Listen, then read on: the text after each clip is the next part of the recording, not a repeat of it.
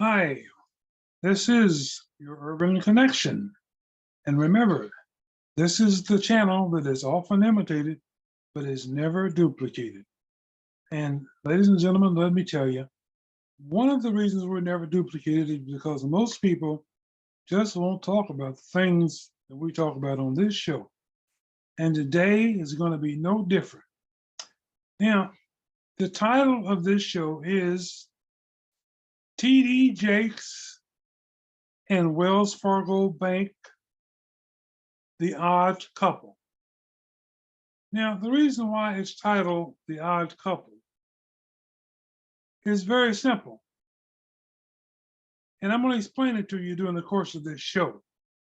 But I'm also going to give you, as I like to always do, a good educational, informational show here today. And I'm going to start by telling you the distinction between TD Jakes and Wells Fargo Bank. And I'm going to start with the Wells Fargo Bank because that's a longer story, and I think it'll make you understand why I'm calling these the odd couple.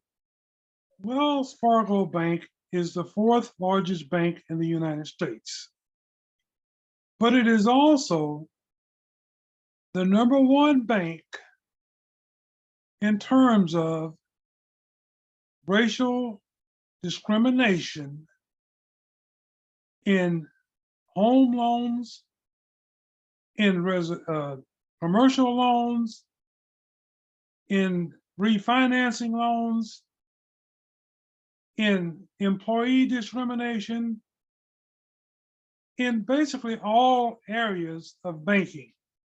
This bank has a very long, almost 20-year history, which surpasses any other bank in the United States as far as complaints.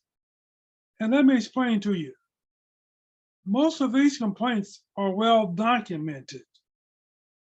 See, a lot of these complaints did not come from Black or brown borrowers.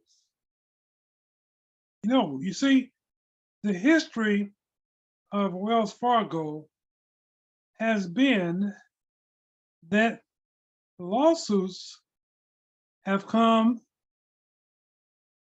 and settlements have come through the Securities and Exchange Commission, through the US Justice Department, through the Consumer Protection agencies, all of them. But I want to go back before that and give you a little history on Wells Fargo Bank. See, Wells Fargo is based in San Francisco, California. And Wells Fargo was doing quite well for itself. But in 2008, Wells Fargo bought a bank that was formerly known as Wachovia Bank. Now, Wachovia was another successful bank. It started somewhere in about 1859, somewhere in there. But Wachovia had basically a worse history than did Wells Fargo. You see, Wachovia built its success by making loans available to borrowers who would put up slaves as collateral for their loans. You heard me right. Wachovia Bank built its success by making available to borrowers loans if they were willing to put up slaves as collateral for those loans. Okay? Now, like I said, Wells Fargo Bank bought Wachovia Bank in 2008. And since that time,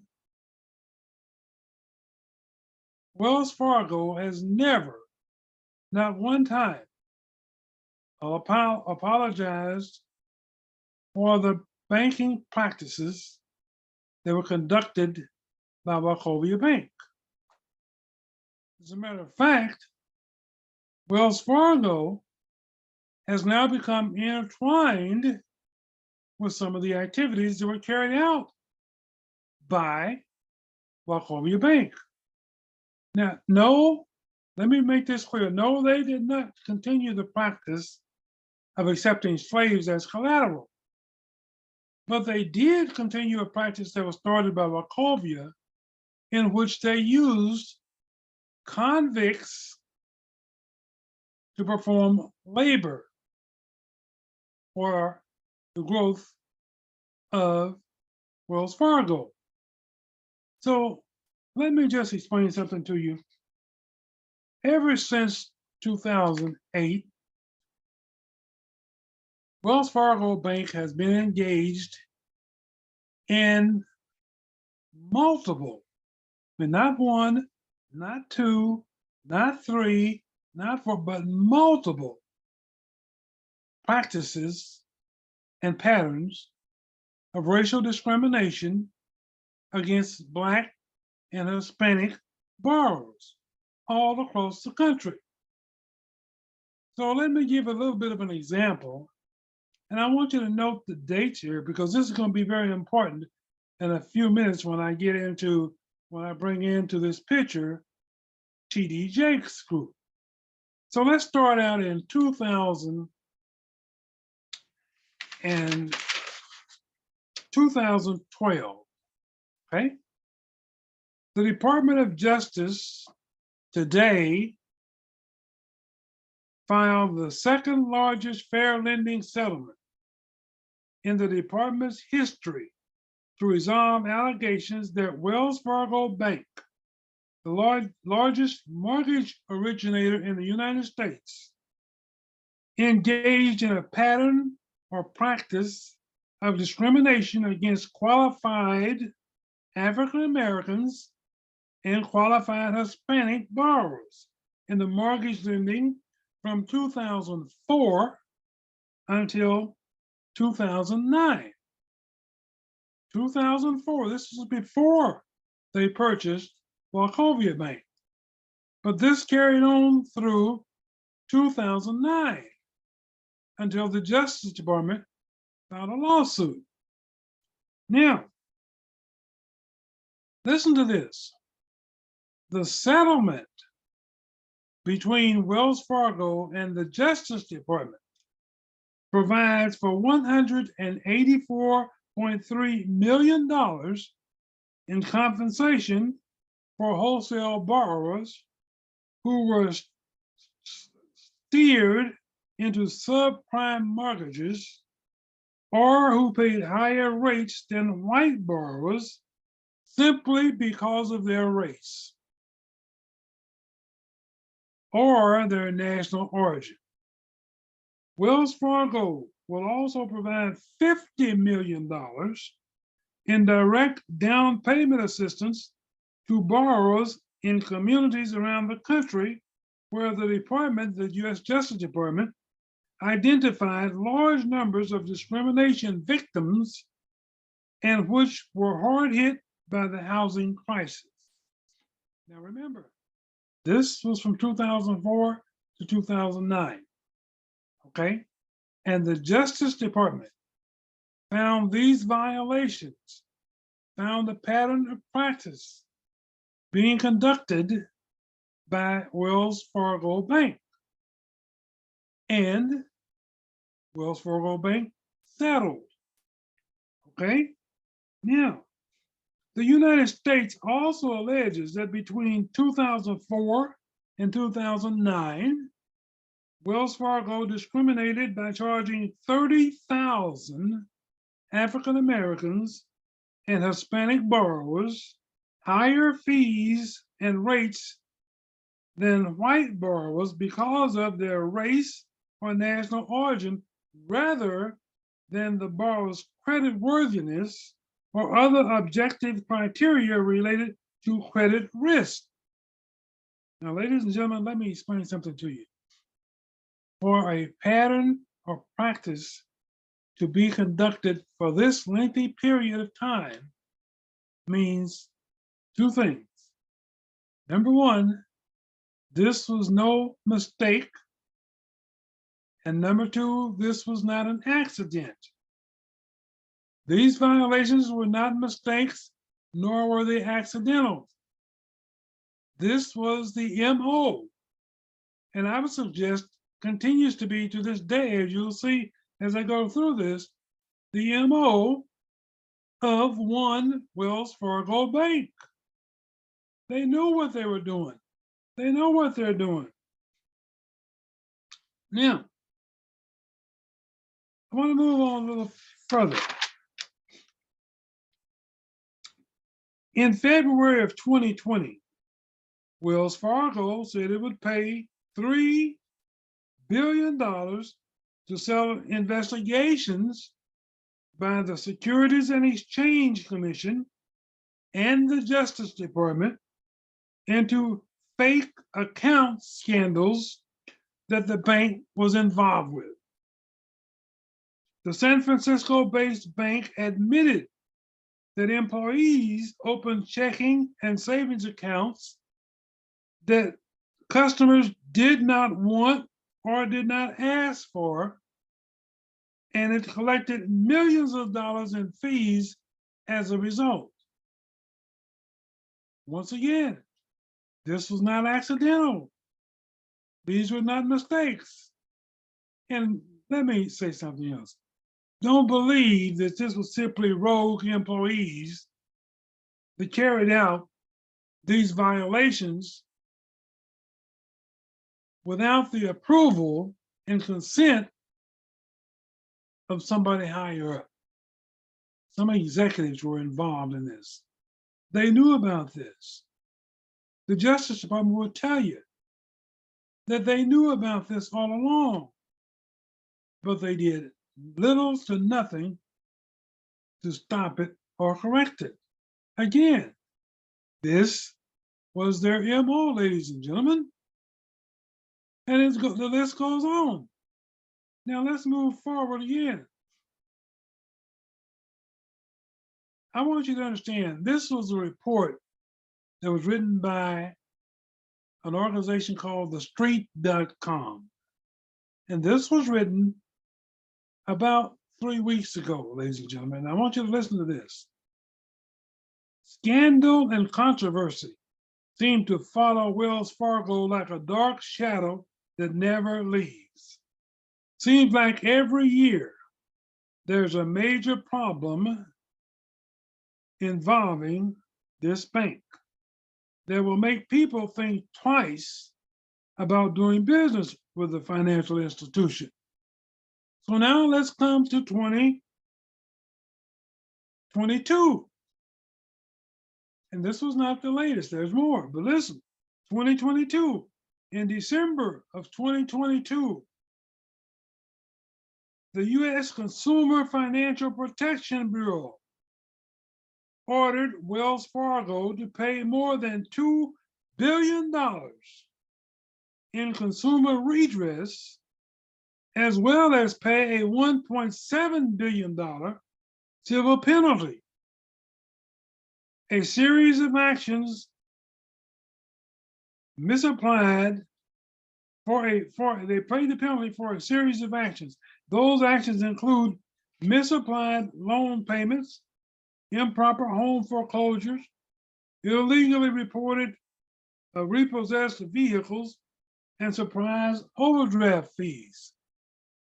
Ladies and gentlemen, these were not accidental violations. These were not mistakes by this bank. This has been a part of their MO. And just like this, the street says, it seems like every year there's a major problem involving Wells Fargo Bank. And that is true. The latest one was just about 3 weeks ago when Wells Fargo Bank was hit with another class action lawsuit alleging discrimination against Black borrowers. It happens all the time. Now, before I bring in the other part of this odd couple, TD Jakes, I want to just take a moment to bring to your attention that these incidents, some of these, as I mentioned, happened between 2004 and 2009. Okay? Those were settled in 2012. This then CEO, who was then forced to resign from the bank, resigned in 2016. And in 2016, a new CEO was brought on board. Now, at that particular time, or shortly thereafter, the other part of the odd couple, a trusted, nationally known African American religious leader by the name of TD Jakes, became involved with Wells Fargo Bank. And that's how we get the odd couple. Now I'm going to pause just for a moment and don't go anywhere. I'll be right back to continue this story.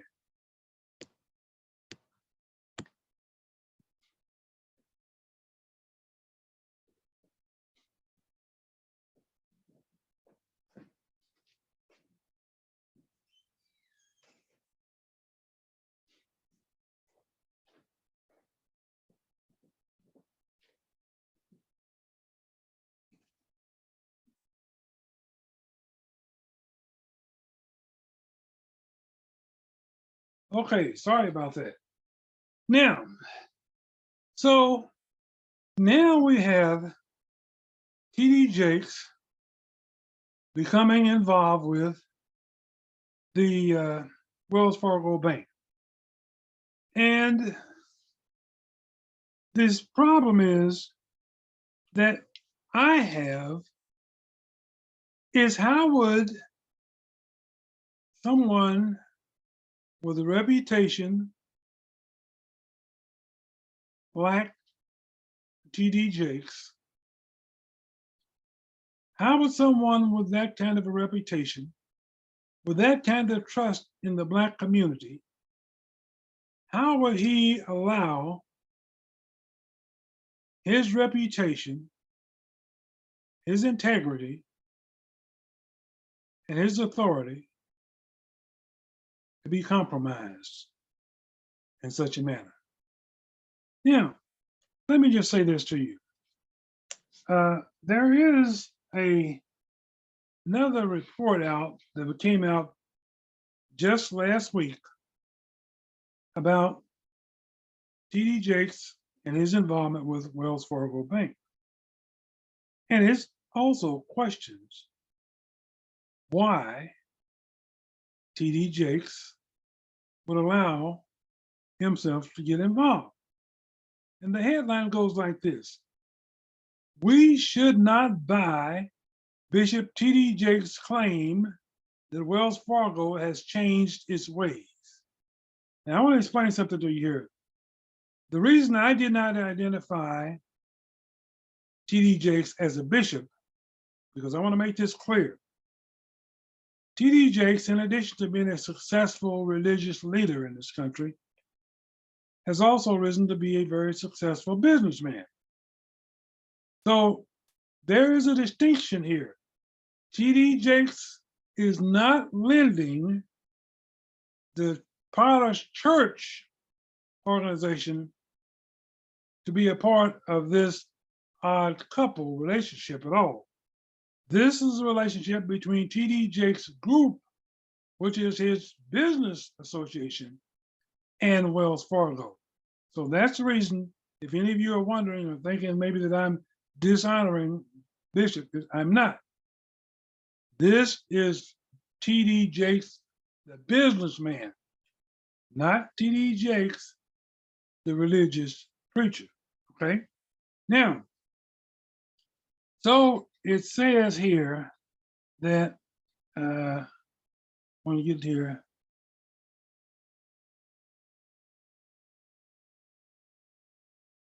get down here, I want to be sure I don't misquote anything.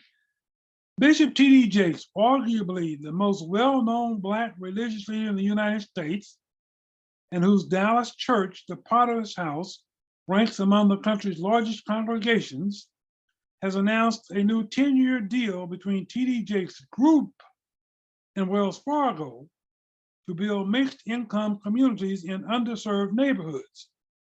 Even though the partnership is not with his church, Jakes is still best known as a pastor. In working with a financial institution that's repeatedly been accused of racist lending practices, Jakes will likely be hurting a Black community he says he wants to help. Indeed, his partnership with Wells Fargo is tantamount to his working with the fox to raise the hen house. For almost 20 years, Wells Fargo has had an abysmal record in the African American community regarding mortgages and loans. According to federal prosecutors, starting 4 years before the 2008 financial crisis that caused the Great Recession, Wells Fargo, the fourth largest bank in the United States, discriminated by steering approximately 4,000 African American and Hispanic wholesale borrowers, as well as additional retail borrowers, into subprime mortgages when non-Hispanic white borrowers with similar credit profiles received prime loans. Baltimore city officials complained at the time that Wells Fargo's policies had pushed hundreds of borrowers in that city into foreclosure. 4 years later, in 2012, Wells Fargo was ordered by the Justice Department to pay $175 million to settle allegations that it discriminated against African American and Hispanic borrowers between 2004 and 2009. Wells Fargo denied, as they always do, that it had actually discriminated, and said in a statement that Wells Fargo is settling this matter solely for the purpose of avoiding contested litigation and contested litigation with the Department of Justice. The $175 million included $125 million to borrowers who were discriminated against and $50 million in direct down payment assistance to borrowers in communities around the country where the department identified large numbers of discrimination victims which were hard hit by the housing crisis. Now, when asked by reporters, T.D. Jakes was asked why he was getting involved with a bank with this kind of discriminatory history. And T.D. Jakes replied that he was well aware of that history.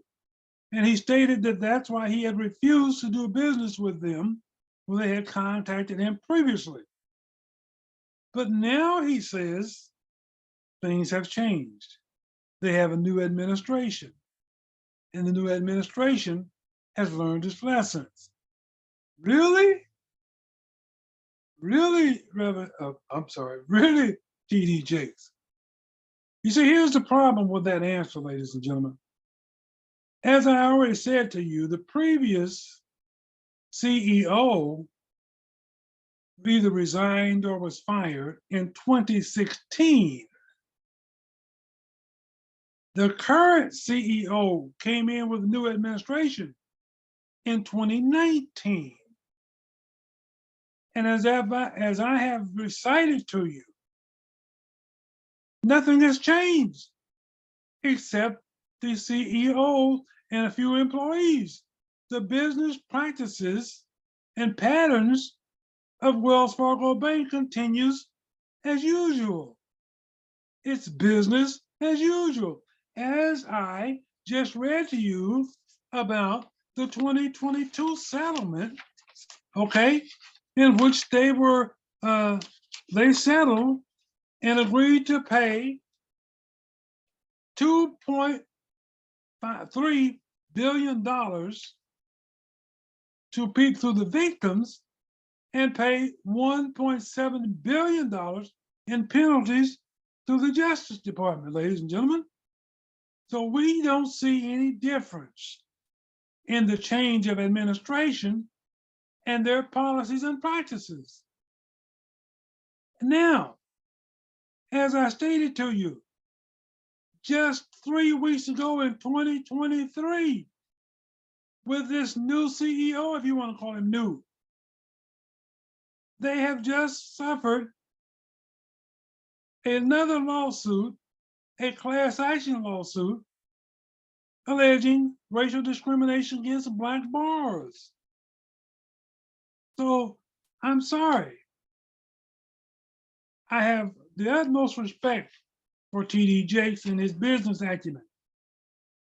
I have the utmost respect for him as a successful businessman. But I cannot justify his actions in this matter. Knowing full well the history of this bank, knowing full well that these lawsuits, these allegations are continuing to come in almost on a daily basis. As the article said from the street, at least yearly, this bank finds itself in trouble again. Now, I've not even mentioned, in addition to the latest class action lawsuit alleging discrimination against Black and Hispanic borrowers, there's another incident that Wells Fargo Bank has been involved with that has come to light this year. It has been shown that Wells Fargo Bank was involved in a Ponzi scheme, using its customers and investors as victims. Ladies and gentlemen, I'm sorry. You know, I've seen this picture too many times. And you know, the first thing that came to my mind when I saw that TD Jakes was becoming involved with Wells Fargo Bank, the first thing came to my mind was, many of you will remember in 2014, the owner of the Los Angeles Clippers, a man by the name of Donald Sterling, who was the owner of the Los Angeles Clippers, a team that has at least 60 to 75% of its players are Black. Donald Sterling at the same time was refusing to rent homes and apartments to Black and Hispanic applicants. And at the same time, while he was doing that, he was telling his girlfriend slash mistress not to bring Black folks to his ball games. And guess what?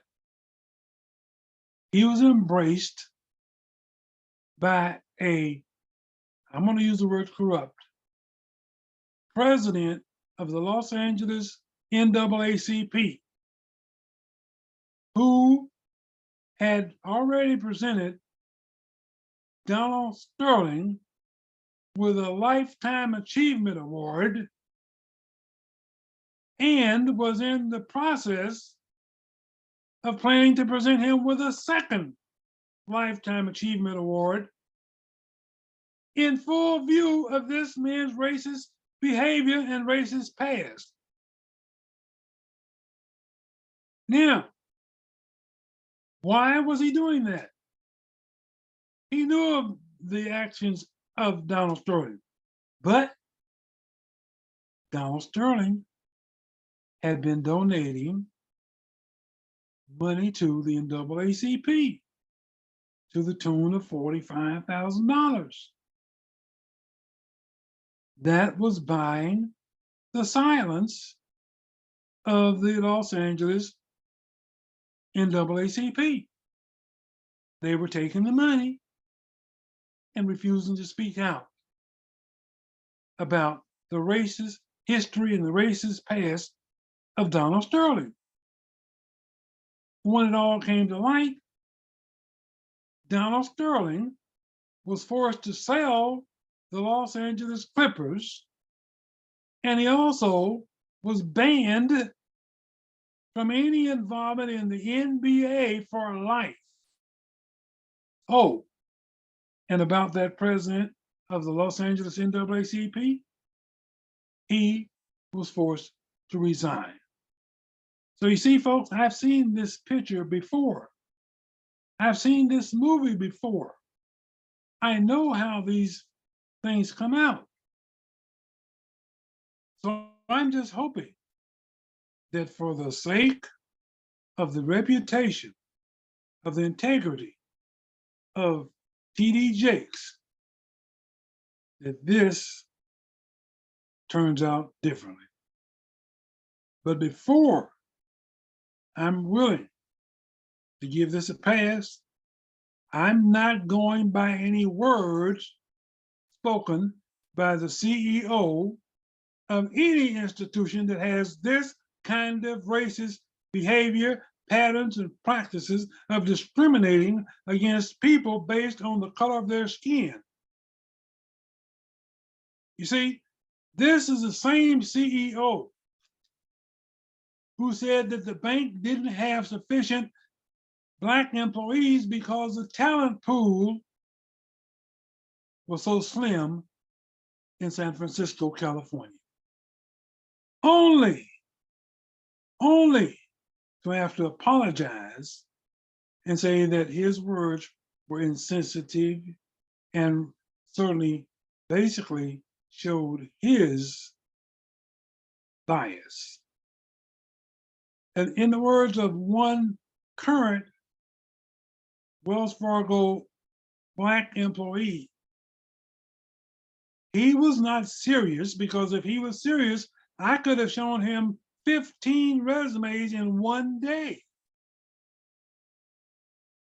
And in the words of New York Representative, US Congress Representative Cortez, she said, perhaps it's the CEO of Wells Fargo who doesn't have the talent to recruit qualified Black employees. That's just another aspect of how this bank, Wells Fargo, sees and views Black and Hispanic borrowers and job applicants as just another whim in the process. Now, I didn't mention yet that Wells Fargo, with the same CEO, was accused and found guilty of giving fake interviews to minorities and females, pretending that they were being considered for hire in positions that they'd already filled. But they were simply providing these fake interviews to make it look like they were interested in diversity, inclusion, and equity, when no such thing was in the works. Now, I'm going to tell you this. There is a chapter of Black churches that numbers somewhere around 140 to 150,000 churches. In 2018, the National Black Church Initiative, a coalition of 150,000 African American and Latino churches that fights racial disparities, announced a nationwide boycott of Wells Fargo because of that history of pushing subprime loans on Black people. But complaints against the bank didn't end in a class action lawsuit filed in California in April of 2022. Wells Fargo was once again accused of racist lending. According to plaintiffs in that class action lawsuit, Black loan applicants with high credit scores were given interest rates that were higher than white loan applicants with high credit scores.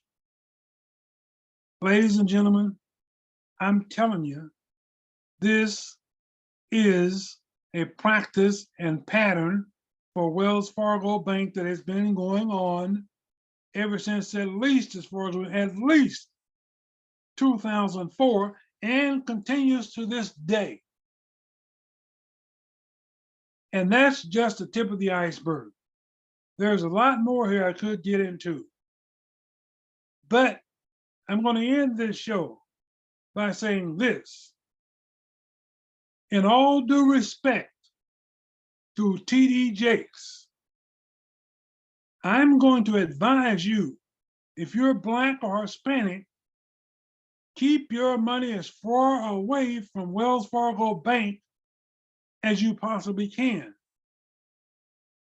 They have not only discriminated, they have illegally repossessed automobiles, illegally foreclosed on home loans, and done all sorts of things that violate federal laws in this country. Now, you know, there's an old saying, ladies and gentlemen, you can lead a horse to water, but you can't make him drink. I'm telling you, if you're wise, if you're smart, if you value your dollars, your hard-earned dollars, stay away from Wells Fargo Bank, okay? As far away as you can. Thanks for watching. I appreciate it, and I hope that I've given you some education and information that you can use. I'm out.